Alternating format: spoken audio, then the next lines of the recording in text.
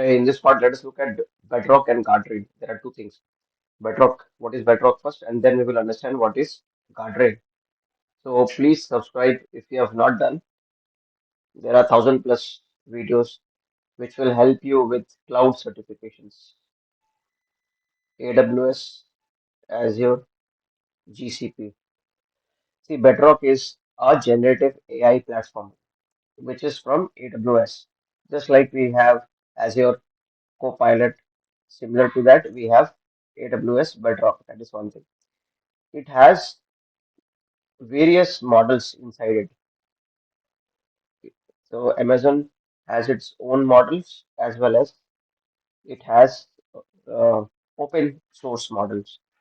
So the models, like I covered in one part, was these are the models it supports: Anthropic, Cohere, Meta. So I can use Bedrock and use prompt engineering to play with generative AI and generate some meaningful outputs. Now, what if I give this chatbot, I create a chatbot using Bedrock and give it to some people? They type in bad words, okay, they start swearing in. So, how should we protect? What if this guy swears and in response, the generative AI also returns an output which is abusive? So, whenever you use Bedrock, use Bedrock guardrails. Always do this. Always, always. So what will this essentially do is your whatever application you build, that would be safe, first thing, and responsible, the application, because it will filter out undesirable and harmful content. So content filtering is one important thing. So what does it filter? Something like hate speech, violence. Okay. It also does topic filtering. So you can disallow some topics. For example, now a lot of people, uh, due to this Trump's policy, are discussing uh, war, Russia-Ukraine war, or Israel-Palestine war. So you can disallow those topics because every platform is not a place to discuss politics. Plus, you can filter PII. For example, if some user out of innocence types their social security number or credit card number. So as a response to that, the output that generative AI or Bedrock produces should eliminate that. It should not return that PII.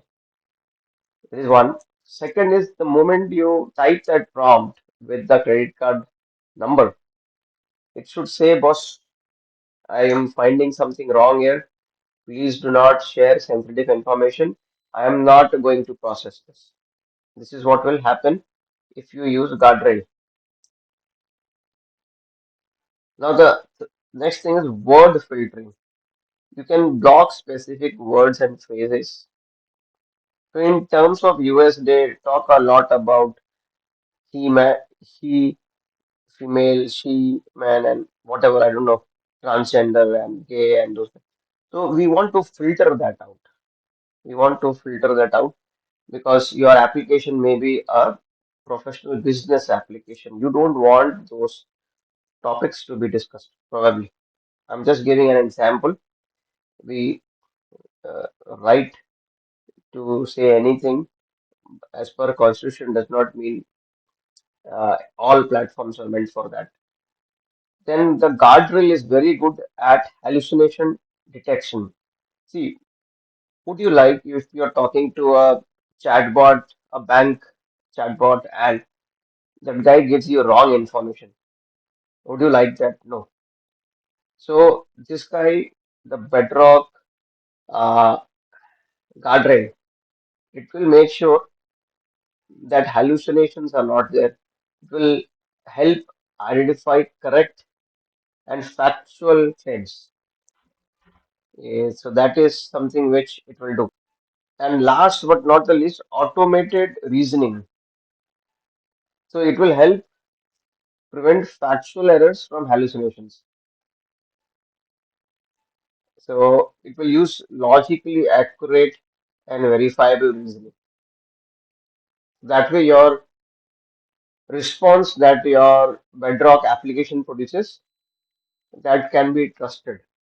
The more trust you generate with the customers, the chatbot will be a hit chatbot. People will rely and use it more and more.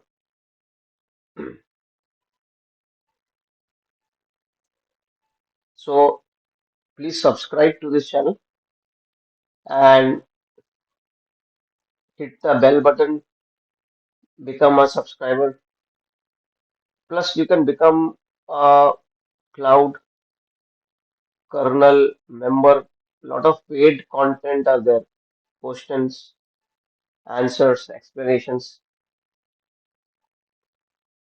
So this was a short tidbit on Bedrock and Guardrail. The focus is you should always use these two together. Do not use Bedrock alone. Use Bedrock with Guardrail.